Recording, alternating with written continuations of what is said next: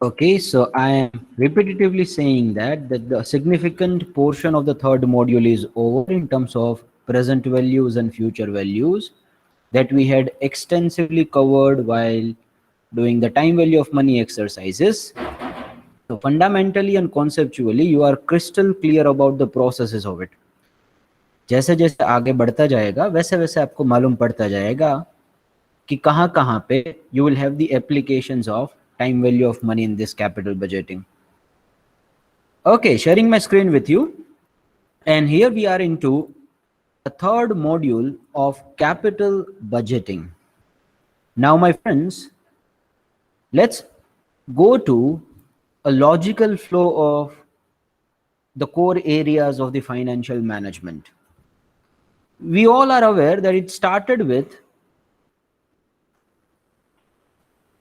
the capital structure decision making, where you try to seek the various sources of finance, you try to get the money from various sources available to you, and you try to decide an optimum mix in which you should take a debt or an equity, or there are certain other sources of finance as well which may be specifically used for particular purposes.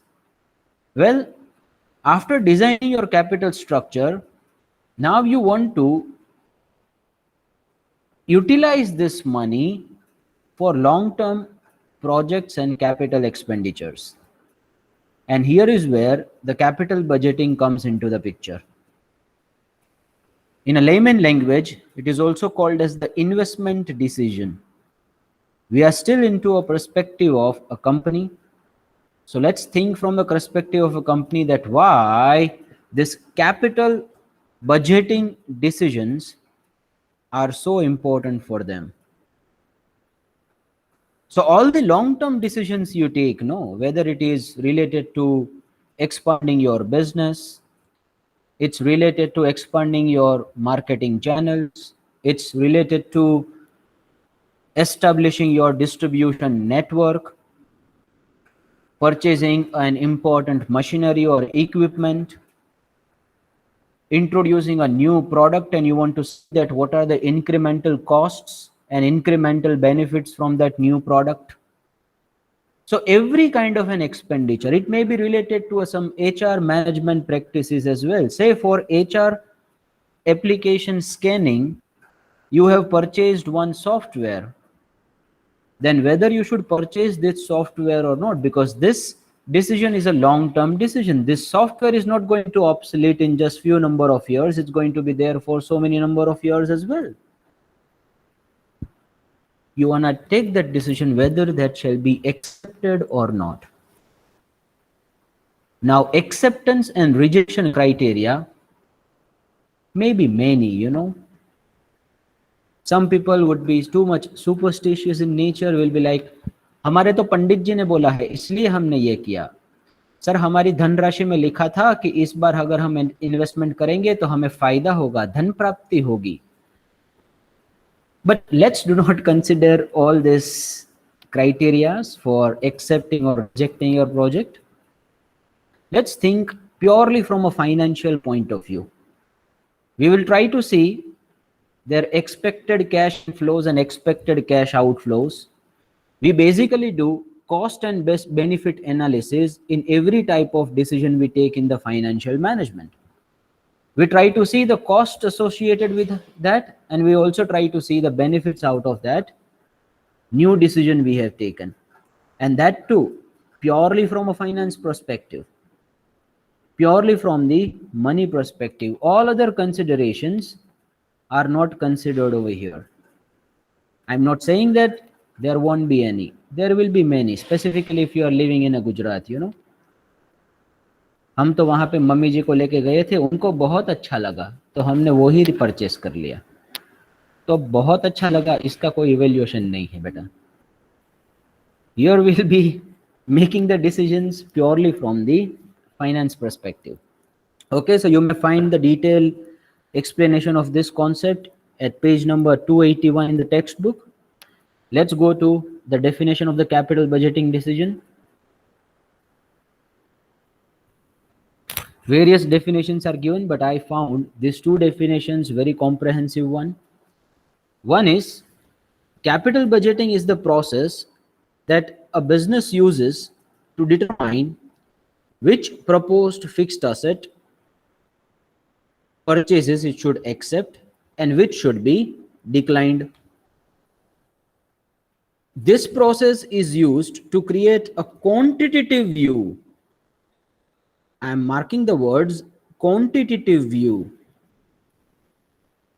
Mummy ने बोला था कि हमें इसमें ही करना है invest, वैसा नहीं. Quantitative view, measurable in terms of money of each proposed fixed asset investment, thereby giving a rational basis for making a judgment.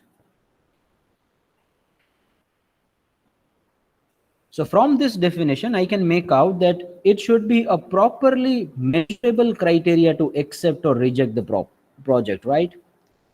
And to establish that measurable criteria is basically the capital budgeting decision. There are various techniques to do this capital budgeting exercises. We'll go into those techniques in a detailed manner in some time to come. But one thing I can establish that it is purely quantitative in nature.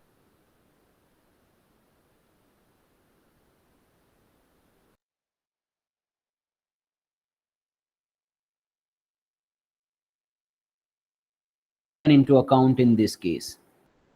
Let's move to the second one.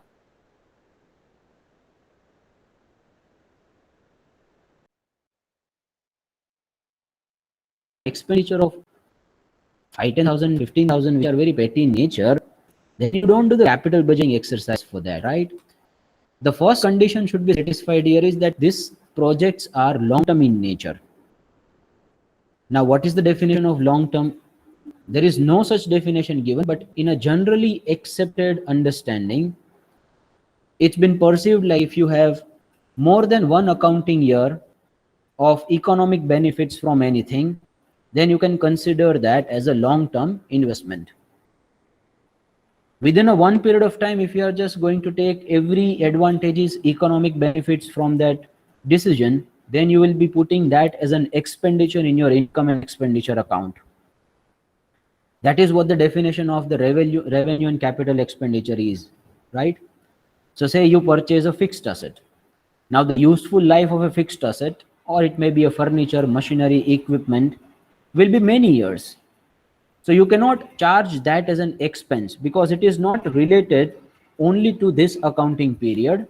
The economic benefits from this investment are stretching to various other accounting periods as well, right?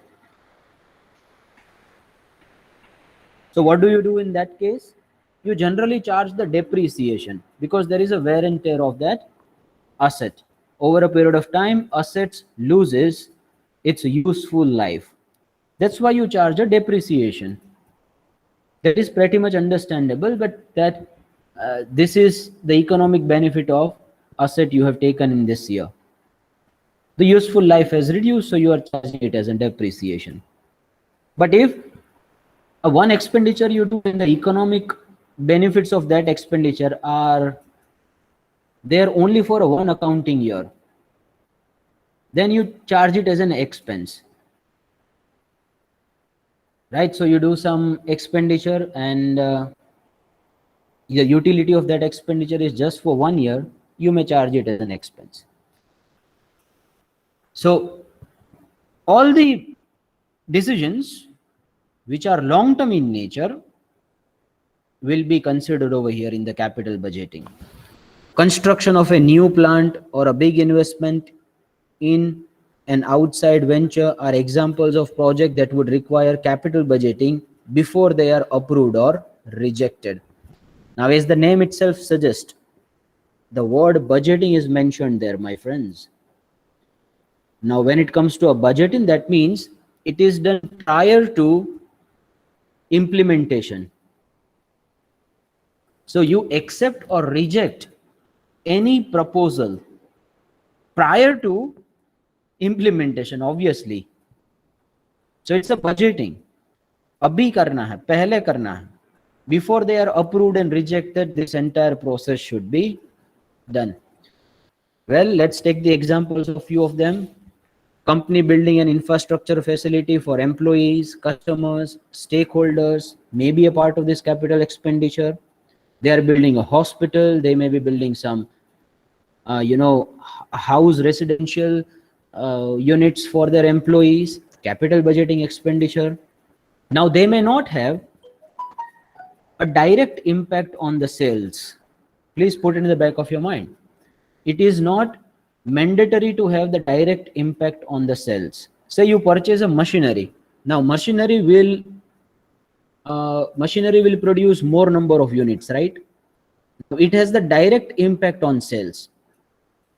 But some of the expenditures will be of such nature which may not have the direct impact on sales, but the efficiency, productivity, and the output would have been increased in the indirect ways. That's why we are taking that as a capital expenditure. Say you have built a hospital for your employees. Now you are not able to see that what are the economic benefits, exact economic benefits from that hospital, but you see that how do you evaluate that project? Then you will try to see that, see, if there wouldn't be any hospital given by us, then these employees would be going somewhere else, right? And if they will be going somewhere else, then this is how the expenditure they would have incurred. This many number of leaves they would have taken during the year. You try to estimate that. And if this many number of leaves would be taken by those people a year, then this much of an impact would have been there on the sales amount. So we are reducing this much of a negative impact on a sales amount by building a hospital. So that is the incremental benefit we have received by building a hospital. So it may be a pretty indirect in nature as well, right? I can give you a number of such examples. Say one road infrastructure facility has been built by a company. Now this may not give a direct relationship with the sales, but you could see that due to which your transportation efficiency and effectivity has increased. And if the efficiency and productivity of the transportation systems are increased, then how much savings you are doing in the transportation cost, which you are doing earlier. So the savings which you are doing in the cost may be taken as the incremental benefits from this project. So it is not mandatory that this project should always have the direct impact on the cash outflows or inflows. It may have a very indirect impact. It may just be boosting your productivity. It may just be boosting your efficiency, effectiveness. And that's why you will be able to see some long-term benefits out of it, Okay. Investment in the computer processing system. I'm just taking the examples. It is not a comprehensive list, exhaustive list. So it also includes some software decisions. Those kind of decisions may be affecting your firm's ability for a long period of time. There are a few systems called SAP and so many other things which involves many number of years just for the installation, and that also involves a significant amount of cash outlay too. Like if you install a SAP, then if you are aware about it, it can take 1 or 2 years just for the installation of that system in your company. The expenditure might be there in crores. Plus the training will be given to the employees. But because of this project, the long-term productivity of the company may get increased. So accordingly, the net benefits and cost will be calculated from our side. Infrastructural projects, significant expenditure in fixed assets, research and development expenses. You don't get the benefits of this R&D expenditure directly, just in a one accounting year. Possibly you will receive the benefits from it after so many number of years. So some of the companies focuses extensively in the initial years in the research and developmental activities, and this benefits from this are expected after so many number of years. Apple is the classic example of that. It spends a lot of money in the research and development activities for the innovation purposes. and now we see the benefits they are receiving. Well, R&D तो हो गया, तो major R&D क्या है, ये इसको consider नहीं करना. Okay, so these are the various examples we have for capital budgeting decisions.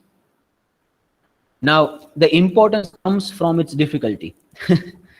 What is the difficulty with the capital investment? And that's why the capital budgeting process is very much important.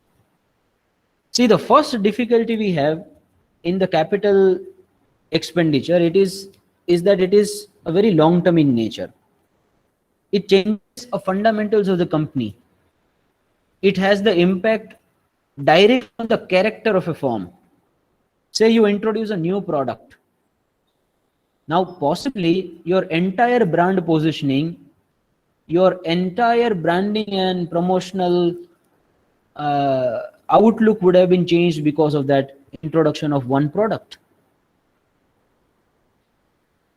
So it changes the basic character of the firm. So there has to be a tremendous care taken while evaluating this project, because you cannot reverse it. They are irreversible. So that's the second difficulty. कल हर सुबह उठ के यार इधर building purchase नहीं करना था, मारवाड़ी ने इधर क्यों ले लिया गौरीदड़ पे, उससे अच्छा तो कालावर रोड पे रखते, चलो सुबह उठ के कालावर रोड पे. चलता है ऐसा? नहीं चलता. Whether the Marwadi University should be established at Gauridad or it should be established at some other location of Kalavar Road, that's a capital budgeting decision. What would have been the potential cash inflows and outflows? If that would be there in a mainstream city area, then obviously more number of admissions may be there. But the disadvantage will be like this kind of the infrastructure was not possible over there because there was no empty space. And even if they would have got the empty space over there, then the cost would be too high. So this is a capital budgeting decision. Substantial outlays. Well, my friends, even your project finance may be dependent on this capital budgeting. So when you go to an angel investor or your venture capitalist or to a government institutions for subsidies and everything for your project, for startup finance, first they ask you that what kind of the major expenditure you will do and in how many number of years you are expecting to recover that expenditure back. And there has to be the proper rational way while explaining this. You must quantify this. Sir, हमें लगता है कि तीसरे साल में होगा. भैया तुम्हें लगने से कुछ नहीं होगा. It must be mathematically proven and there must be a strong rationale that why you are expecting this much sales or expenditure in all this number of years.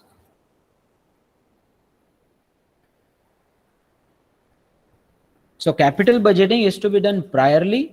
You should also say them that these are the incremental benefits we'll get from this capital budgeting decisions.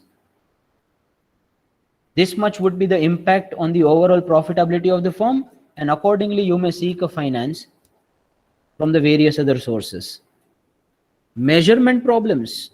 It's extremely difficult to measure some incremental benefits and costs sometimes. That's why it is important. The capital budgeting exercise is important because it involves the measurement problems. How do you measure the incremental benefits and cost out of it? Say you are introducing a one product called Reliance Industries Limited. You have diversified into a telecommunication business, right? Now, how they will measure that? What will be the incremental amount of sales from Reliance Jio? They were earlier into natural gas and oil business. That's a very, very difficult thing to do. Some forecasting techniques has to be employed over here. A lot of statistics and quantitative analysis needs to be done before doing this project, Yesterday only there was an announcement of establishment of the 5G network across the India by Reliance and TCS. So Airtel and TCS. So Airtel and TCS have joined the hands to establish the 5G network across the India. Now you can see that how much difficulty there will be. just to evaluate what will be the projected inflows and outflows from this such a huge investment. Uncertainties. You are doing the capital budgeting exercises and you have established that 5 years would have been your useful life of the project. I mean, after 5 years, this particular investment will be obsolete. And then there comes a corona. So 2 years life is already gone now. Only 3 years economic benefits are pending to be received. That's an uncertainty.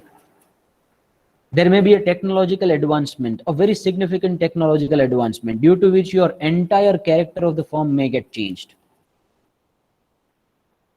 Now, Tata Motors was considered to be an amazing stock before a few years. The company was growing and expanding. If you take the Jaguar into an account, except that Jaguar decision, all other things were going in favor of a company before a few years. But then, you know, the major amount of their investment in the foreign operations was in China. And over there, in the last couple of years, they could see, and every one of us could see, that the government of China started spending a lot on the electronic vehicle manufacturing. And they are ahead of even the United States of America in terms of production of the EVs, electronic vehicles. Now, the traditional capacity which was established by Tata Motors in China was on the diesel engines and the petrol engines for their vehicles, you know. Now, such a huge expenditure they had incurred before some number of years for production and manufacturing of these trucks and various other commercial vehicles. And you could see the useful life of that investment is reduced significantly now, because we are expecting the electronic vehicles just in 5 to 10 years to come. So say earlier they had expected 20 years as the useful life of their capital investment. Say the manufacturing plant in China for their vehicles. Now it will just be 5 to 10 years, because world is moving very fast towards electronic vehicles. Now, because of that, they had booked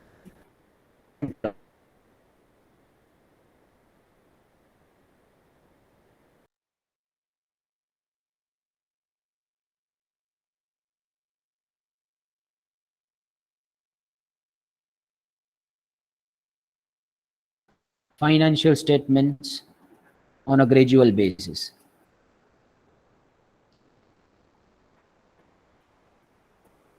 That's an uncertainty.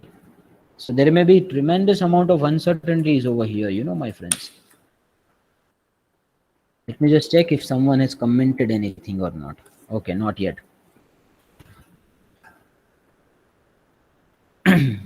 Temporal spread, estimation of discounting rates and establishing equivalences.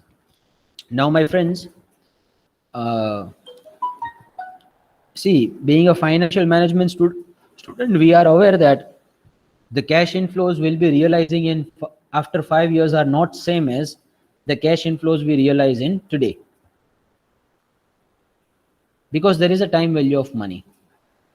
So there has to be some discounting as well of all the projected cash inflows you are expecting. Say 5,000 crores you are expecting from a geo telecommunication business right now is not equal to 5,000 crores after 10 years, right? Money is losing its spine over a period of time. Number two, if you just take one rate of return, then 5,000 crores will be very less in a value after 10 years. So there has to be some assumptions from your side, you know, that how many number of years will be there. First assumption is that. Number two assumption will be what should be my discounting rate at which I should do this discounting. That means I should find the present values of all the future expected cash inflows and outflows. So there are various estimation related problems are involved. So that is also a difficulty. So because of there are a lot of difficulties in this capital investment decisions, there is an importance of capital budgeting exercise. We'll now go to the process of this capital budgeting exercise. So before that, I would just like to take a confirmation from the students that there is no doubt till now.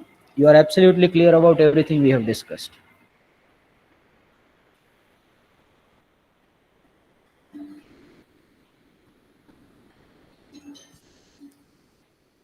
Good. Thank you so much, all of you.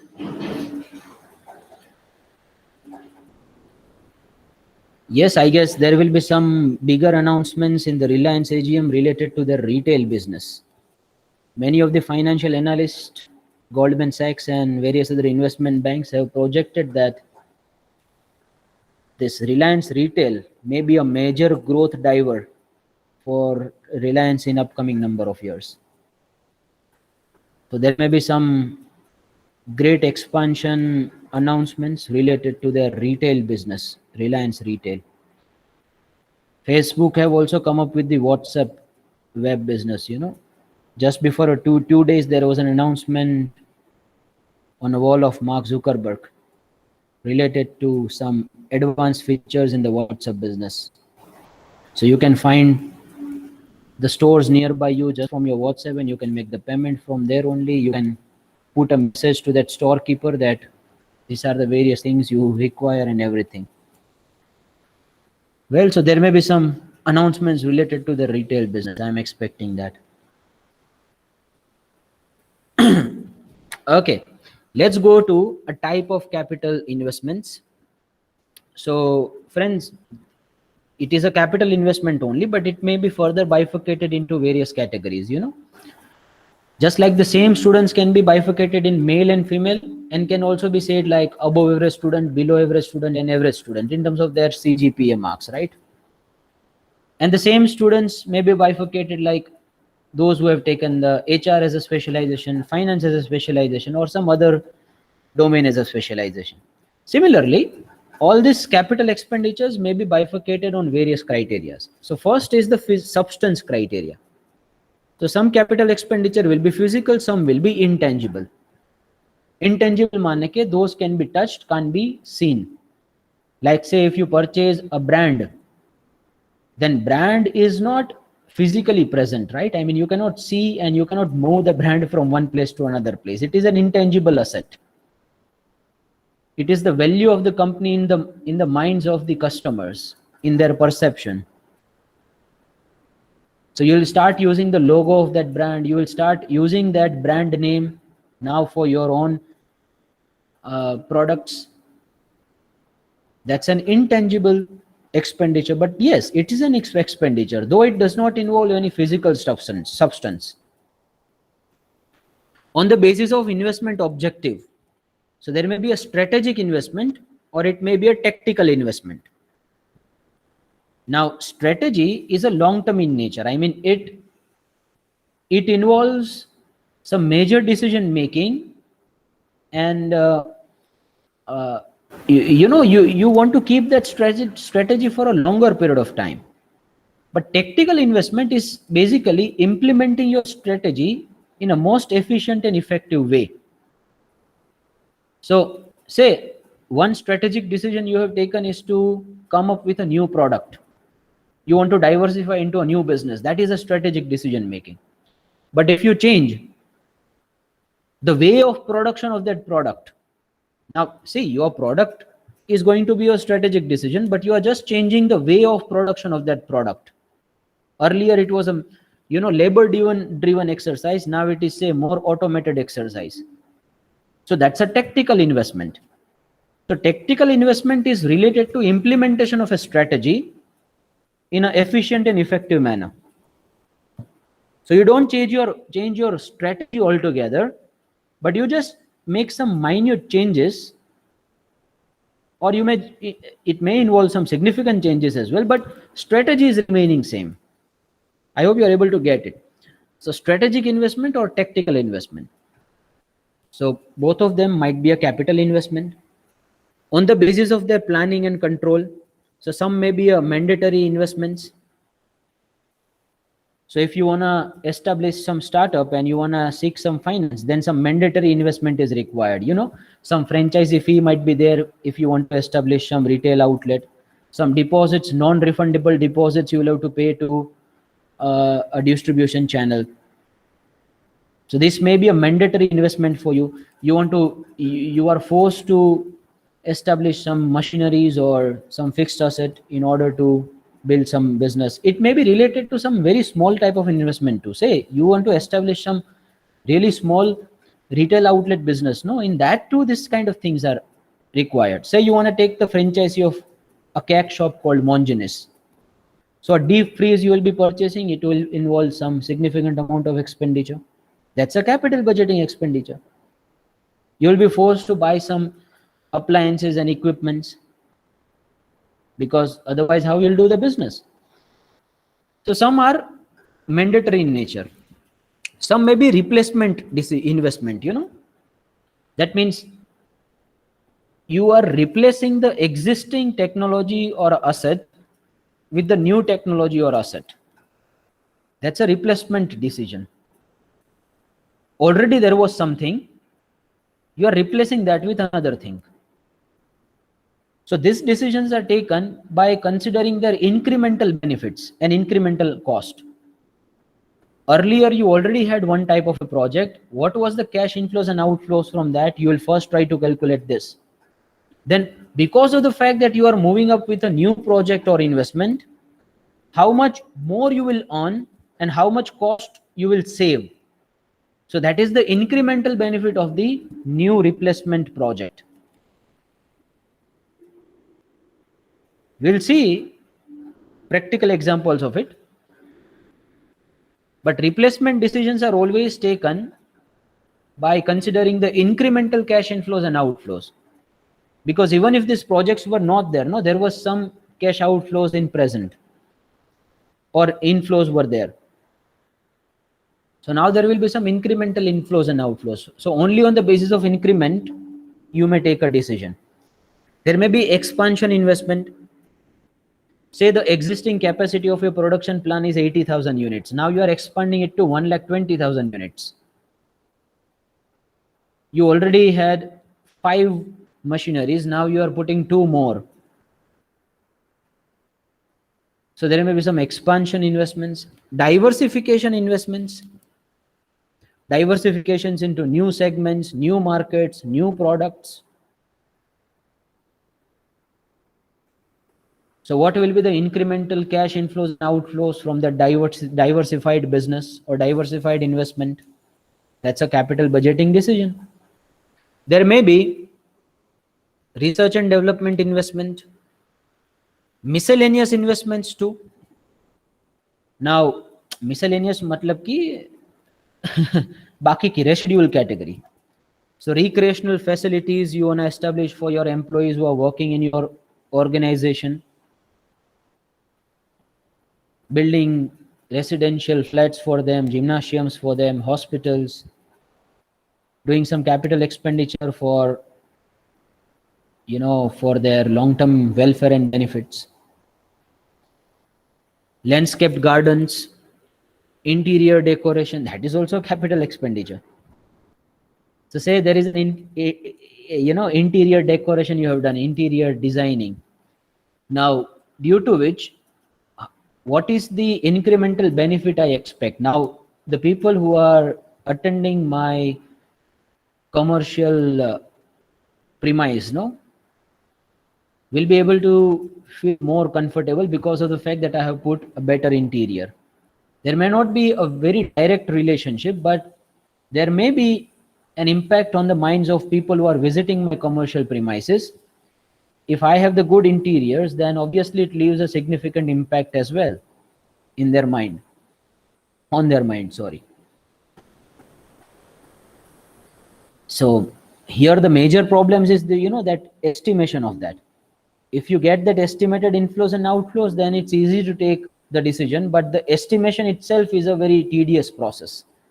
That how do you exactly evaluate the financial inflows and outflows from the decision you have taken? So there may be a lot of assumptions to be taken, you know, before doing this.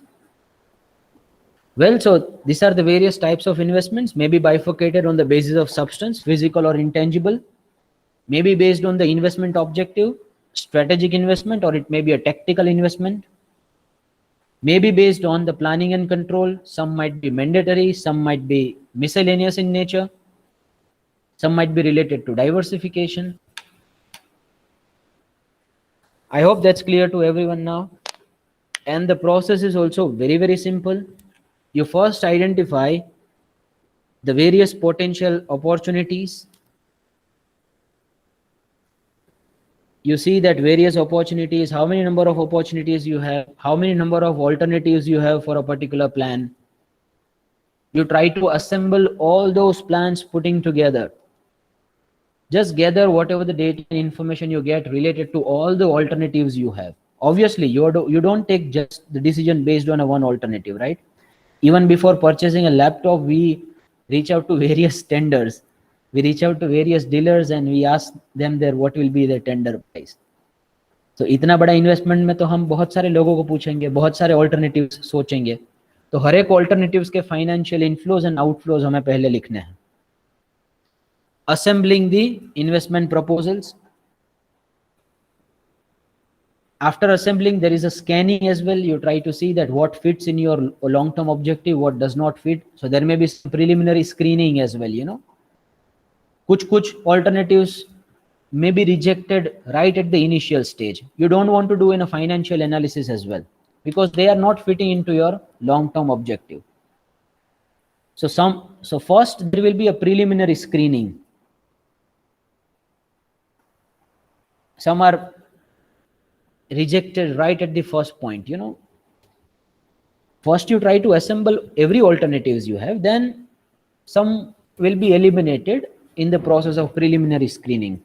When I say preliminary screening, that means it is done right at the beginning, even before doing the financial detailed analysis of all the projects, because there is some time limitation of time and energy, right? You cannot do the in detail financial evaluation of all the projects you have. Some preliminary screening has to be done from your side. Then the decision making takes place, whether you accept or not, by using some capital budgeting techniques. These decisions are taken after using some capital budgeting techniques, whether to approve this replacement or expansion or a new project or a welfare expenditure or not, or whether not to approve. Then you appropriate a budget. Now sources of finance you have already collected in the second module. You will try to spend it. Now appropriation of the budget takes place. Then it comes the implementation, and there comes a performance review. You see that whether the things are going as per the expectations or not, and if the major deviations are taking place in the reality and your expected values, then you try to analyze that further, that why this major deviations have taken place, what could be the reasons behind it. So that is called the performance review. So this is how the project capital budgeting process looks like. You identify all the alternatives first of all for a particular plan. You assemble them together. You do the preliminary screening. Now preliminary screening is not included, but you may include that. You may take that as a third step. Then you do the in detail financial analysis of all the sorted out alternatives. Then which one is the best, you will be selecting that, right? And if you just have a one project, then you have the criteria to decide on that one project too. That can be stated, that can be given to you by capital budgeting techniques. Then you appropriate a budget for that.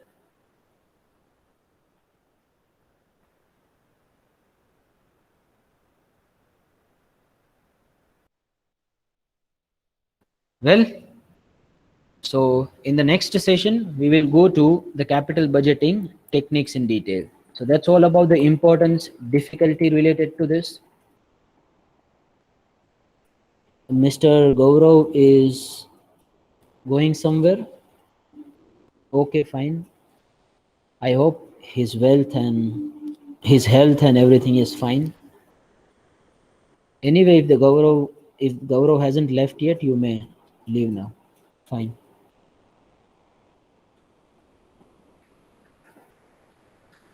Well, so any queries or anything till now? May I have a confirmation from the students, please? यहाँ तक कुछ भी ऐसा है जो समझ में नहीं आया? Okay. So from the next lecture onwards, we'll go to mathematical quantitative exercises of capital budgeting decisions. That's it from my side. Please put your enrollment number as a mark of your attendance for the day.